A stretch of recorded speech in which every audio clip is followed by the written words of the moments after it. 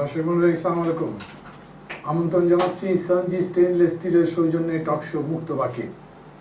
আমাদের আজকের বিষয় গ্রামীণ ব্যাংক। সবাই জানেন, নোবেল পুরস্কার পাওয়া এই সংগঠনটিকে 3টি বা 19টি ভাগে ভাগ করবার কথা বিবেচনা করছেন সরকার। এ বিষয়ে 3টি প্রস্তাবনা আছে এবং গ্রামীণ ব্যাংক নিয়ে তাই মানুষের মধ্যে নানা রকম প্রশ্ন সৃষ্টি হয়েছে। আমাদের এখানে আলোচনার জন্য উপস্থিত আছেন অধ্যাপক ডক্টর AK মনোয়ার উদ্দিন আহমেদ, অর্থনীতি বিভাগ, ঢাকা বিশ্ববিদ্যালয়। উপস্থিত আছেন অ্যাডভোকেট সৌদুল হক সুধা, সাধারণ সম্পাদক, গ্রামীণ ব্যাংক রক্ষা ও দুর্যোগ প্রতিরোধ কেন্দ্র। আর চট্টগ্রাম স্টুডিওতে থেকে আমাদের সঙ্গে যোগ দিচ্ছেন অধ্যাপক ডক্টর সেকেন্দার খান, উপাচার্য, ডেল্টা বিশ্ববিদ্যালয়। আপনাদের তিনজনকেই স্বাগত জানাচ্ছি আমাদের স্টুডিওতে। অধ্যাপক AK মনোয়ার উদ্দিন আহমেদ, আমি আপনার কাছে প্রথম আসতে চাইছি, কিভাবে দেখছেন পুরো বিষয়টা, মানে কিভাবে ব্যাখ্যা করছেন আপনারা?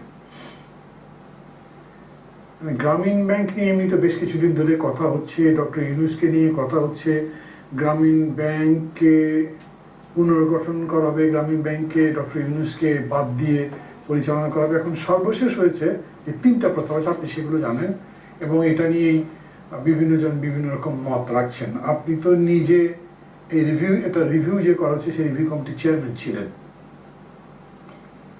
ধন্যবাদ আপনাকে মান্নান সাহেব।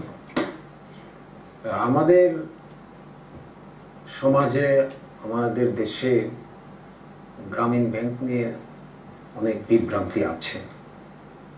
সবচেয়ে বড় বিভ্রান্তি যেটা, সেটি হলো গ্রামীণ ব্যাংক প্রতিষ্ঠান হিসাবে যে প্রকৃতি, এই বিষয়টা নিয়ে আমাদের মনে রাখতে হবে যে গ্রামীণ ব্যাংক হচ্ছে আমাদের সংবিধানের 152 ধারা অনুযায়ী it is a statutory public authority. অর্থাৎ রাষ্ট্র বলতে আমরা বোঝাচ্ছি পার্লামেন্ট, সরকার আর statutory public authorities. Statutory public authorities বলতে আমরা বুঝি সেই সমস্ত সংগঠন যার কার্যাবলী অথবা প্রধান কার্যাবলী রাষ্ট্রের কোনো সুনির্দিষ্ট অর্ডিন্যান্স বা স্ট্যাটিউট দ্বারা পরিচালিত হয়। এই অর্থে statutory public authority is an integral part of the state. গ্রামীণ ব্যাংক কোনো এনজিও না, গ্রামীণ ব্যাংক কোনো প্রাইভেট ব্যাংক না। এই বিষয়টি আমাদের সংবিধানের 152 ধারা অনুযায়ী অত্যন্ত স্পষ্ট, এবং সুপ্রিম কোর্টের, মহামান্য সুপ্রিম কোর্টের আপিল বিভাগের 60 পৃষ্ঠার যে জাজমেন্ট, সেখানে যে রুলিং দিয়েছে এই আলোকেই, যে ইট is a statutory public authority, অর্থাৎ এটা রাষ্ট্রীয় বিধিবদ্ধ প্রতিষ্ঠান। এখন আজকে যে কথাগুলি আসছে, যেমন আপনি শুরুতেই উল্লেখ করেছেন, এবং এটা আগামী জুলাই মাসের 2 তারিখ বিয়ামে গ্রামীণ ব্যাংক কমিশন থেকে একটা ওয়ার্কশপ করা হয়েছে, সেখানে মাননীয় অর্থমন্ত্রী আসবেন, এবং 8 পৃষ্ঠার একটা ওয়ার্কিং পেপার সার্কুলেট করা হয়েছে।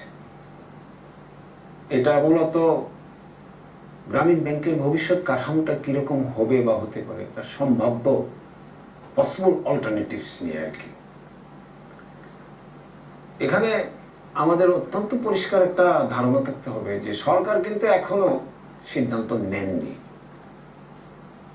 এটা কমিশন তাদের মতামত প্রকাশ করেছে 3টা বিকল্পের ব্যাপারে, যেটা আমার শ্রদ্ধা সহকর্মী ভালো জানার কথা, এবং সেটা ওয়ার্কশপে আলোচনা হতে পারে, মুক্ত আলোচনা হবে। তারপরে সবশেষ সরকার কি সিদ্ধান্ত নেবে। এখানে শুধু আমার একটা জিনিস বলার আছে, যে বিভ্রান্তিটা এখানেই, এবং কেউ বলছে যে গ্রামীণ ব্যাংকে সরকার সরকারিকরণ করতে চাচ্ছে ইত্যাদি। আসলে সরকারিকরণের কিছু নেই। ইট is a statutory public authority, রাষ্ট্রীয় প্রতিষ্ঠান। কাজেই এখন সরকার এর ভবিষ্যৎ কাঠামো, এর ব্যবস্থাপনা, প্রশাসন কিরকম হবে, এই নিয়ে সরকারকে সর্বোচ্চ রাজনৈতিক পর্যায়ে সরকার যদি মনে করে, যেহেতু এটা রাষ্ট্রীয় বিধিবদ্ধ একটা প্রতিষ্ঠান সিদ্ধান্ত নিতে পারে আলোচনার মাধ্যমে, এবং সেই জন্য একটা ওয়ার্কশপ ডেকেছে, সেই ওয়ার্কশপের তো আলোচনা হতেই পারে।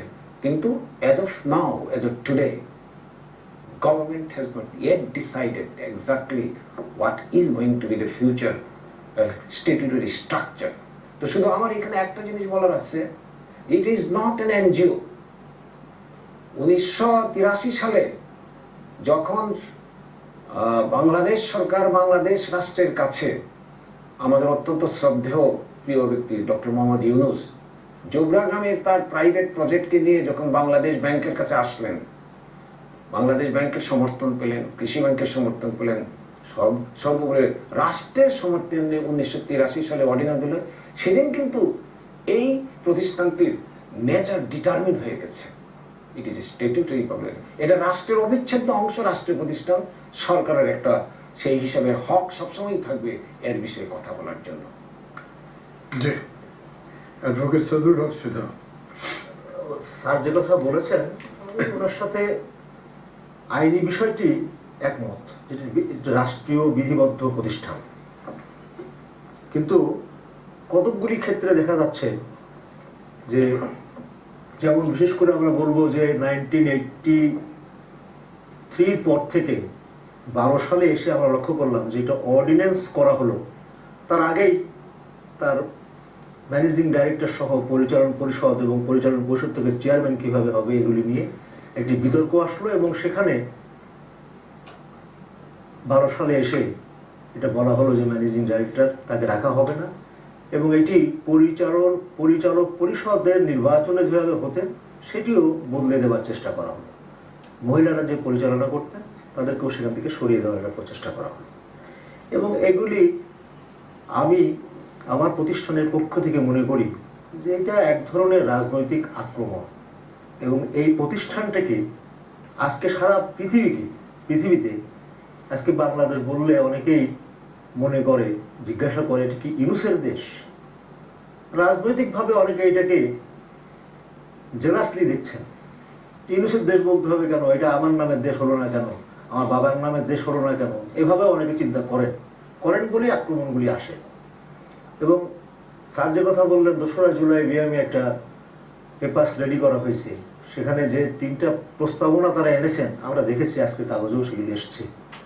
সেখানে মনে হচ্ছে যেন এই প্রতিষ্ঠানটাকে, গ্রামীণ ব্যাংকটাকে 19 ভাগ 18 ভাগ 3 ভাগ করে খণ্ড খণ্ড করে টুকরো টুকরো করে ফেলতে হবে।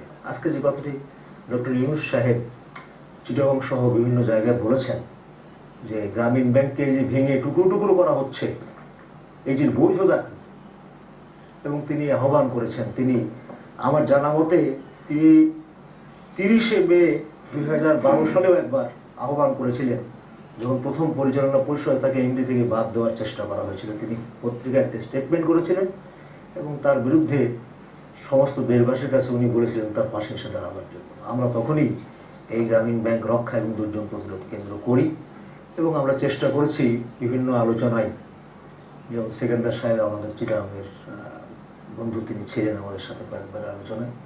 আমরা মনে করি বর্তমান সরকার অনেক ভালো কাজ করেছে, হাডুডু খেলতে গেছে যারা, তাদেরকেও সম্বর্ধনা দেওয়া হয়েছে, অথচ ডক্টর ইউনূস সাহেব তিনি আমেরিকান সিনেটে স্বর্ণপদক নিয়ে আসলেন, অথচ তাকে আমরা একটা সম্বর্ধনা দিতে পারলাম না। তিনি কি আমাদের দেশে এই সম্বর্ধনা পাওয়ার কি যোগ্য নন? এটা আমার কাছে মনে হয়েছে this is completely done with a জিলাসি mind.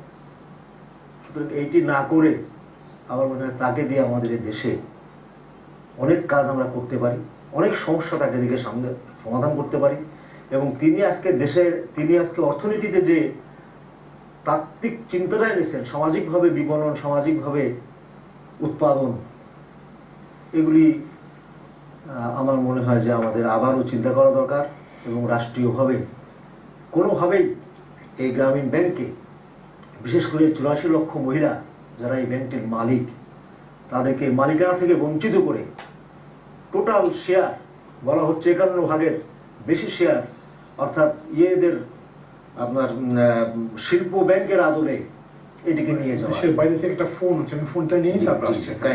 Hello, জি ওয়ালাইকুম আসসালাম। জি বাবুল বলছি, একটু কথা বলবো। জি বলুন। আপনার গ্রামীণ ব্যাংক নিয়ে কথা বলছেন এবং ইউনিভার্সিটির অধ্যাপক উনি যে কথাটা বললেন যে এটা সরকার সিদ্ধান্ত নেবে, বিভিন্ন ব্যাপারে নিতে পারে, আইনগত ভিত্তি আছে। তা আমার মনে হয় কি এই সিদ্ধান্তটা গভর্নমেন্ট নিয়েছে এটা সম্পূর্ণ পলিটিক্যাল একটা সিদ্ধান্ত।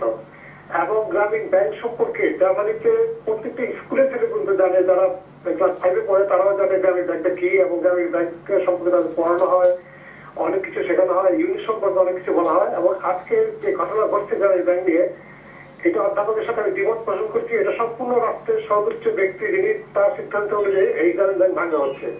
এটাই আমার প্রশ্ন ছিল এবং এই বিষয়টা আমি আশা করি স্যার বলবেন। জি, আপনার আসলে প্রশ্ন তো বোঝা গেল না, আপনি আপনার মন্তব্যের মতো বলেছেন।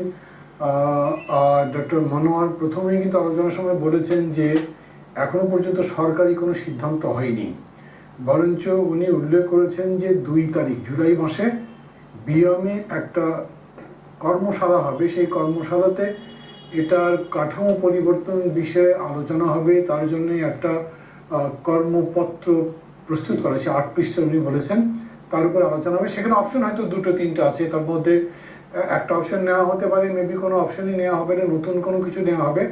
আপনি আলোচনা শুনতে থাকুন, এরপর আপনার কিছু বলার থাকলে আপনি আবার বলবেন। আমি আপনাদের দুজনকেই বলি, আপনারা দুজনে কিন্তু একভাবে একটা কথা বলছেন যে এটা একটা স্ট্যাটিউটরি বডি, এবং আপনি সেটা আপনি নিজে একজন অ্যাডভোকেট। আবার ডক্টর ইউনুস বলছেন যে এটা হচ্ছে মূলত 95% গ্রামের মহিলাদের মালিকানাধীন একটি সংগঠন। আমি জানি না এই দুটোর মধ্যে কোনো নেসেসারি কন্ট্রাডিকশন আছে কিনা, কিন্তু ধারণাটা পাবলিকলি এরকম করে আছে যে এর মানে হচ্ছে যে এটা এক ধরনের ইন্ডিপেন্ডেন্ট বডি। স্ট্যাটিউটরি বডি বলতে কিন্তু স্যার বোঝাচ্ছেন যে দিস ইজ অ্যাবসলিউটলি আন্ডার, না উনি বোঝাতে চাইছেন যেটা সরকারের কন্ট্রোলের মধ্যে আছে, সরকারের তুমি ভাবছেন, যদি ওই ব্যাখ্যাটা উনি করেননি। আর আপনি যেটা বলছেন তাতে এখন আবার আপনি বলছেন অটোনমাস, এটা ঠিক অটোনমাস মিন করে কিনা এই বিষয় নিয়ে বিভিন্ন বিষয় নিয়ে আসবো। তার আগে চট্টগ্রামে আমাদের সঙ্গে যোগ দেওয়ার কথা অধ্যাপক ডক্টর সেকান্দার খান, ওনার কাছে কিন্তু আমরা যেতে পারবো, একটা বিরতি নেবার সময় হচ্ছে, বিরতি থেকে ফিরে এসে তার থেকে শুনে আমি তারপরে আপনাদের কাছে আসবো। দর্শক মন্ডলী, একটা বিরতি নিচ্ছি, আমাদের সঙ্গে থাকুন।